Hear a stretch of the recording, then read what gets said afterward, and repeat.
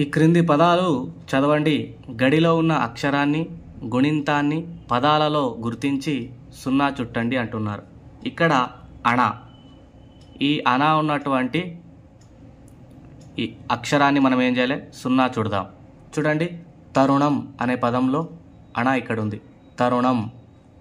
తృణం, తృణంలో అణ ఇక్కడ ఉంది. వనకు, వనకు అణ. గణపతి అణ.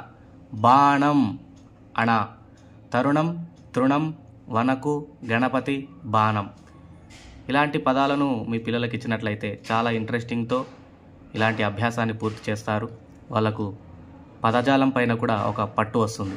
తర్వాత థా, ఈ పదము, ఈ అక్షరము థా అనేటువంటి అక్షరం ఎక్కడుందో కనిపెట్టి సున్నా చూడదాం. పృథా, ఇక్కడ థా. శపథం థా. మంథని థా. కథ థా. రథం థా. నెక్స్ట్ ఋత్వం, గృహం గృ. కృషి కృ. వృక్షం వృ. సృజన సృ. ఆవృతం వృ. నెక్స్ట్ భ అనే మహాప్రాణాక్షరం చూద్దాం. భవనం భ. సులభం భ. భంగము భ. వృషభం భ. శరభం భ. క్ష అనే సంయుక్తాక్షరం చూద్దాం ఇప్పుడు. తక్షణం క్ష. కక్ష క్ష. వృక్షం క్ష. లక్ష క్ష. రక్షణ క్ష. క్రింది అక్షరాలను కలిపి చదవండి, రాయండి అన్నాడు. కృతకం. కృతకం ఇక్కడ రాద్దాము. ఏమవుతుంది? కృతకం అవుతుంది. కృతకం. కృ త కం.